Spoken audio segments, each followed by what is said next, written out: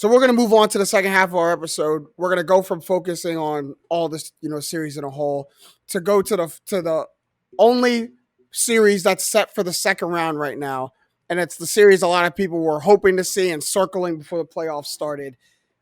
The Nets and the Bucks meeting in the Eastern Conference semifinals, and Kyle, I'm going to come to you because this is like we said, everyone's anticipating this, so we're going to need this. We're going to need the facts on this series coming up.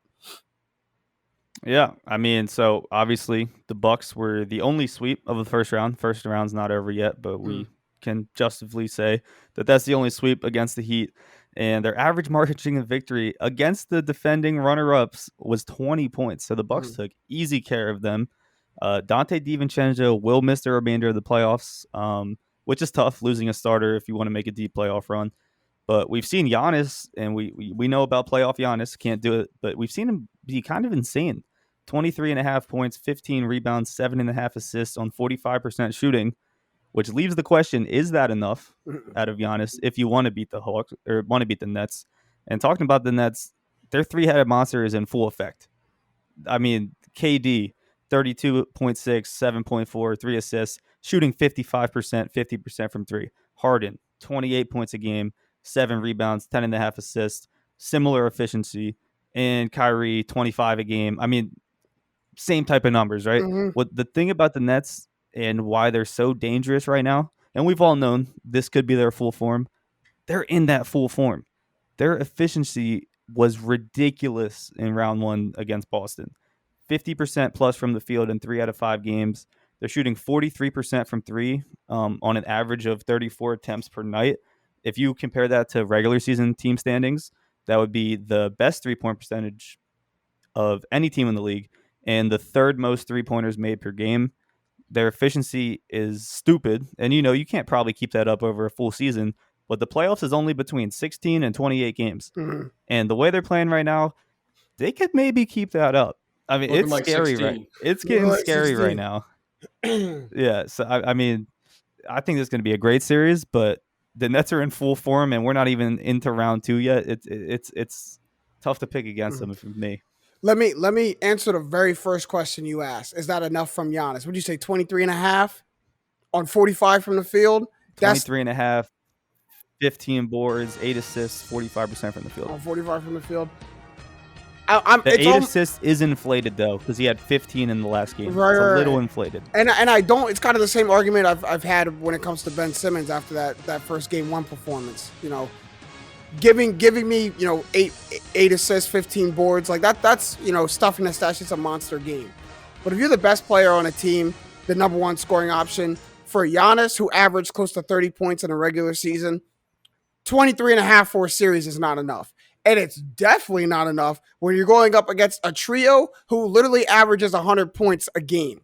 For 3 people, put up 100 points a game. Counterpointers, they blew out the Heat. They were blowing him out. 3 of those games, so he didn't play the minutes. He didn't play a little bit of count, yeah. Giannis needs to average 35 to beat the Nets. At least. And that's possible because they have no one to defend him. And Chris Middleton saved them in game 1. There should be no instance where you can't rely on Chris Middleton to be hitting a big shot for you at the end of the game. Like, you just can't do it. See, you say that, but ultimately I think that comes down to kind of the problem with this team is like Chris Middleton's going to have to be the guy at the end of games. You don't really want Giannis at the free throw line, and it's easier to pack the paint and force him to kick out than, Chris Middleton on the wing. So to me, it's not so much about how much does he score, or how many rebounds. You have to be a dominating presence on defense. Like the Nets, they're a great offensive team, and they let up a ton too, and they outscore teams. And that's just what they do because they're able to do it with relative ease, and that's probably the easiest path for them. You have to make them work on the offensive end because you're going to be able to pretty much do whatever you want when Brooklyn's on defense. You can work them over. I mean, Milwaukee is a top 10, I believe it was, offensive team, points scored. So they have no problem on offense. To me, the defensive end is where you're going to have to beat Brooklyn because if you let them, give their fastball, their best punch, you're not going to be able to keep up. And kudos to the Bucks front office, because when you see teams making like an semblance move like the Nets did, and you're trying to keep pace, I think it's easy to try to, keep up with the Joneses. Like, oh, we need to go get another superstar to keep up with their scoring. You got to realize that we can go get whoever, realistically, can go get whoever we want in the buyout market, and free agency, make a trade, whatever. We're not going to be able to keep up with that. That's just scoring like I've never seen it before. But we can add to our defensive identity, and the moves they made is for now, is for this series. When they went and got Drew Holiday and PJ Tucker, like these all-around moves, that's what's going to help take a little bit of pressure off of Giannis. And I'm still waiting for it to kind of like fully come into fruition. I haven't seen PJ Tucker be that really like versatile defender for them since he's been there. And Drew Holiday has had his moments, but that 20 points that Drew Holiday can give you on the offensive side, plus maybe the most underrated on-ball defender in the league on the defensive side, and PJ Tucker being able to guard 1 through 4 on a consistent basis. That's what the Bucks got them for, is for this Nets series. Like that's what I'm dialed into. Like can that halt the Nets at all? Can it do it? Because you got 3 people you got to deal with, and let Joe Harris have a game like he did in game 2. Like if Joe Harris pops off, it's damn near impossible to stop. If Drew Holiday can contain Kyrie and just make it KD and Harden, and Kyrie is not even thinking about touching 25 points. Like he has to play that good of defense. They have a good shot.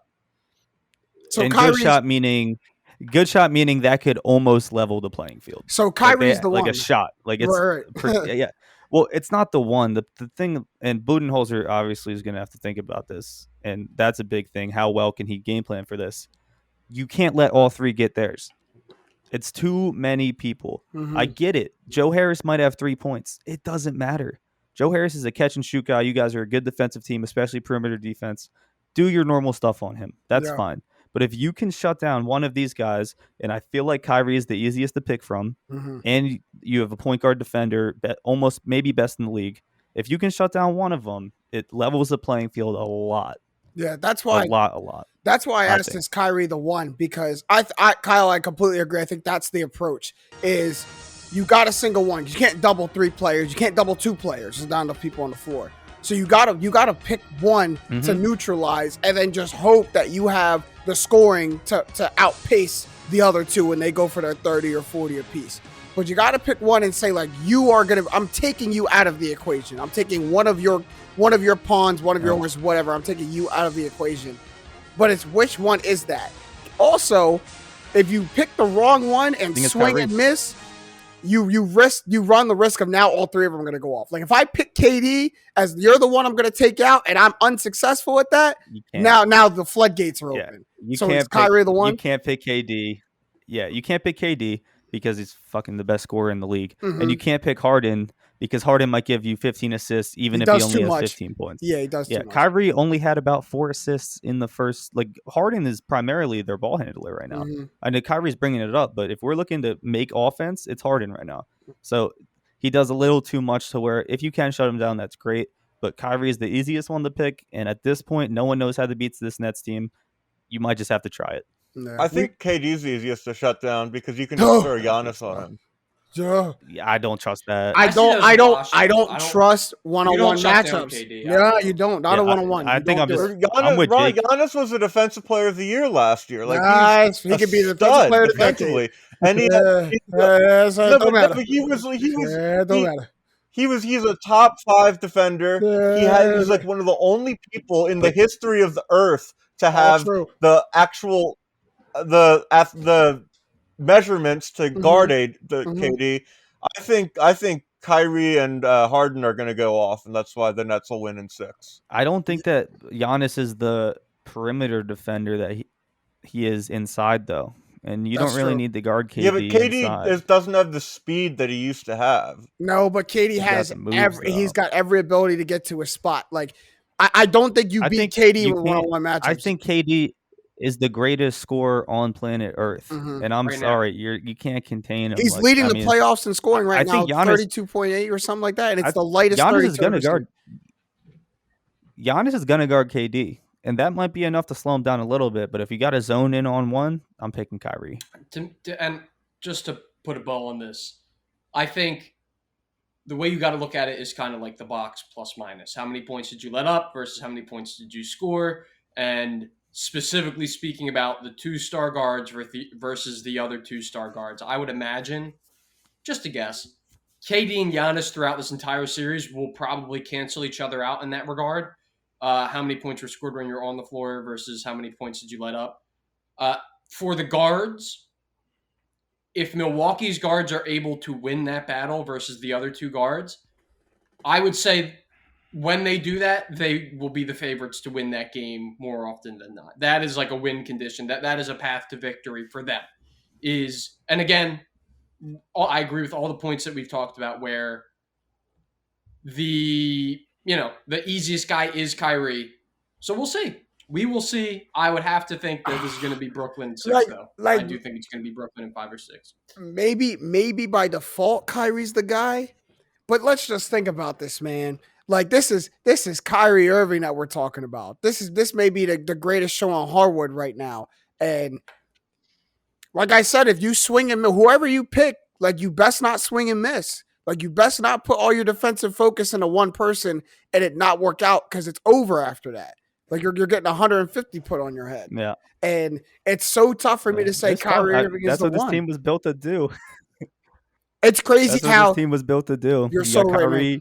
You just talked about him. You got Harden, maybe the most unguardable player in the league when he wants to score. And then you have KD, who I think is the best scorer ever. So, I mean, it's tough. And it hit the ground running. We want to get some predictions in? It hit the ground running. Yeah. So, Jake, what'd you say? Brooklyn in 7? I had Brooklyn in 6, I think, is my prediction. BK in 6. All right, Kyle, Brooklyn in 6.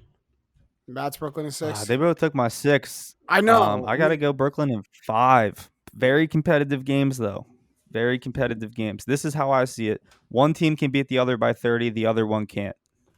Wow. And I'm going to take the team that can do it in the playoffs. All right, then. I'm going to shock y'all.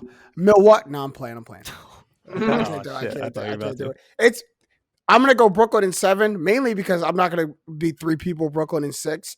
I see no blowouts in this series, but I see both teams stealing a game on the road. Like I see like this is going to be such a ping pong series going back and forth where you think one team is getting leverage in a series and then, the other team comes back and gets them. So, but to me, this is the second best team in the NBA versus the 5th best team in the NBA. That's how I view the matchup. Which is, I mean, we're Brooklyn's pulling 2, and right. Yeah. But we're talking about top 5 in the NBA. Like, I'd pick a couple of Western Conference teams over Milwaukee, and then obviously the Sixers are number 1. So right. Obviously, I'm fair with that. Obviously, but I mean, in like my mind, obviously, it's debatable. Yeah, no, I'm fine with that take though. He's fine with it.